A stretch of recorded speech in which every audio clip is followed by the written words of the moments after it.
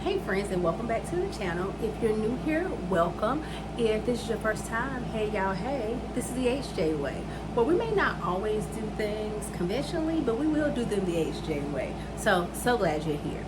It's been forever, it seems like, since I did a sit down video. So let's do a sit down video today, y'all.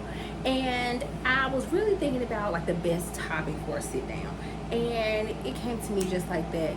Y'all, when I tell you there are things about this mid-30 life that I'm here for it, but I'm also coming to the realization there are so many things that we were lied to about.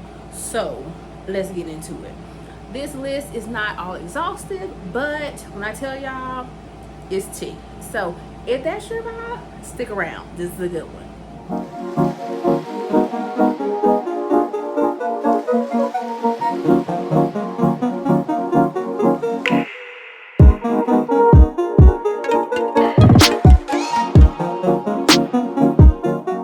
First things first, baby, find your happy. When I tell y'all, in my 30s, I have found that there are so many things that I could really stress out about. I could stress out about the changes my body's going through. I could stress out about how life be lifing, adulting in general, mortgage, hello, have y'all seen the price of groceries? But honey, find your happy and stand 10 toes down in it. When I say definitely had to start the list there. Also, focus on yourself. And when I tell you, this one is going to be a little bit more difficult than you initially think, because the people around you are used to you operating in a selfless capacity. But in order to focus on you, there has to be just a bit of selfishness in that. But I promise you, the people around you, baby, they will adjust. Also, I remember in my 20s being obsessed with always giving 100%.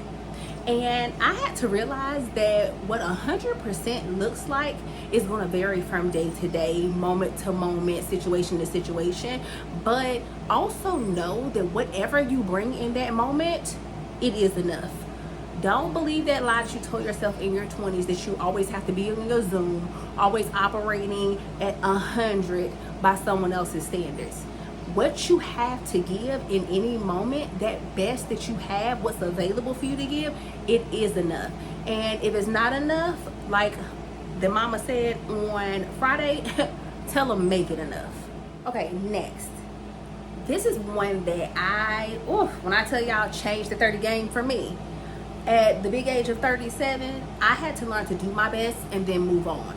Don't dwell on the fact that things didn't turn out exactly as you intended or exactly like somebody else wanted it to. You just literally have to learn to give it all that you have to give, and then baby, just move on. Also, that brings me to this point. Stress, the murder game is strong, okay? When I tell you, I have never seen so many stressed out people in my life until I started hanging out with a whole bunch of geriatric millennials. Baby, we are high stress. Some of us literally are addicted to being stressed out. Whether it's work, home, being a mom, being a wife, the career, y'all, we are addicted to stress. And if we don't change that, baby, 40, 50, 60, it's gonna be rough. We have to do the work to make sure that we're doing a better job in managing our stress, and that comes with balance and giving ourselves grace. So make sure that you are managing your stress well. All life comes with stress, but it's how you manage it that really counts. Also, this was one that was a little bit hard for me too, but I'm so glad that I'm in the place I am now in my mid-30s. Understanding that your 30s will be spent healing, okay?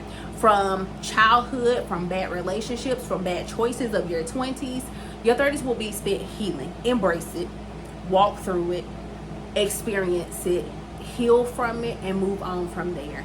The more you try to suppress things, pretend like they didn't happen, it's just gonna make life hard for you. Baby, in these big age of 30s, honey, learn to accept that these are your experiences, heal in them and through them, and move on, honey. Also, you gotta remember that you can't make everybody happy, so you should stop trying. I don't know about y'all, but I spent a lot of my teenage and 20s being completely obsessed with the idea that I had to please everyone. I was guilty of super people pleasing, whether it was at work, at school, in college. Like, I literally was obsessed with making sure that everyone was happy, and in essence I was making myself miserable and ignoring my own happiness. Newsflash, you will never make everyone happy. So stop trying and be okay with those who are happy with your happy and move on from there. You can't do it, so I try. Also, there is no reward at your job for not using your PTO. And if you were to die tomorrow, someone else would come take that job and that PTO would poof, disappear. Baby, take your PTO, take your time off. I started my career as an educator. I was a 6th grade language arts teacher in a classroom in a school that was to some degree absolutely fabulous under some toxic leadership. And I thought that I would impress my way into my leader's good graces by running myself into the ground, never taking my PTO, not even when I was ill. Baby, there's no reward for being burnt out. Take your PTO. How people feel about you, it really doesn't matter. At the end of the day, another person's feelings have never paid your bills. They have never improved your quality of life in any way. So understand that people are going to feel their feels and they're entitled to them. You have to be okay with knowing that you can't control how people feel, and that's fine. In my mid-30s, when I tell you I have embraced this to the fullest, I have literally had people tell me to my face in professional settings, I don't like you. Oh, that's sad for you. That's a lot of energy wasted. Honey, everybody's not gonna like you. Learn to be okay with it and surround yourself with all the love of those who do. I promise you, game changer. That brings me to another point. Stop replacing celebrations with next. This is what I mean by saying that. In my 30s, I have embraced the idea that it is okay to accomplish something, stop, and celebrate the accomplishment. I used to be that person. Oh, I'm going to graduate in May. I'm going to be in grad school in June. Oh, this job is over. Let me apply for the next. No, ma'am. You stop and say, sis, you did that. The 30s are all about it. In the 20s, you think that if you don't keep going, you're never going to reach this perfect, wonderful, fabulous plateau place by your 30s. Newsflash, I'm so sorry to break the news to you, but where you think you'll be in your 30s, you won't be there. And you'll be okay with it. Because I promise you, I was supposed to be rich at this point. I was supposed to be living my absolute best life, only in the world of entrepreneurship, never working for another soul in my life.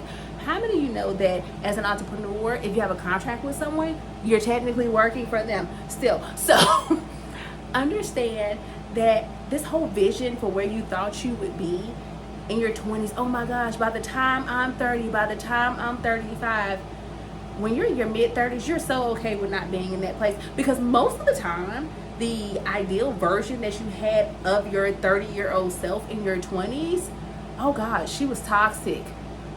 You don't even want to be her anymore. So feel blessed that you didn't land there and celebrate where you are, honey. The present is a gift. That's why it's called the present. Listen, you don't have it all figured out, and that's okay. But what I do want you to do is I want you to pick up that right hand and that left, baby, and clap for yourself. Stop waiting for other people to clap for you. Baby, we are in our mid-30s, honey. We do the clapping. You've had 30 plus years of experience in training your hands how to come together and make sound. Baby, if nobody else claps for you, still clap for yourself, I promise. The other thing that I found to be absolutely magical in my mid-30s is a therapist, honey. Find you one. I know growing up as an African-American female child, I was told that we don't do that in this community. Lies and garbage. Honey, get you a therapist, a good one. Talk to them. help them to help you work through all of those childhood traumas, those negative experiences, understanding your life and where you are. I promise you, it will make the clap even louder in your mid-30s, and it will give you a lot more to celebrate, because once you can lay down that baggage, those ideals and all those, that toxicity that was holding you back, honey, when I tell you, tea, baby, tea. Another thing that mid-30s gave me is an acceptance and an appreciation for the art of being alone. Honey, I recharge in my silence, in my place, in my home, on my chill. When I tell you, people are draining, okay? I remember in my 20s, I could hang out, do all the things. I don't have it anymore. No, ma'am. I don't have it. Don't want it. Don't feel bad about not having it. I have come to the understanding and the realization that it is not necessary for me to be around people all the time. I am constantly in this good big age of 37 working on a love for being alone, and that is okay. You can read when you're alone, you can rest when you're alone, recharge, recuperate. Honey, alone is the vibe, and I wish I had known that in my 20s. I wasted so much time getting ready, doing all the things to be somewhere I didn't want to be, with people I didn't want to be with, because of FOMO, that fear of missing out. Honey, I'm not missing out on anything. I am at home enjoying my mortgage, and I am good with it. T. Also, another big thing I'm learning, and this one was actually slow to come in my 30s. I've learned this one a little more and more as I've moved closer and closer toward that 40 mark, that miscommunication can destroy relationships. And when I say destroy, I do mean destroy. They're almost as powerful as that toxicity and those toxic traits that we bring with us from our teens and 20s into these 30s. And now that I have a great grasp and understanding of that, my friend circle is this small, and I'm so okay with it, because a lot of the relationships and the people I had around me, we weren't a good match for each other. We weren't a good energy match.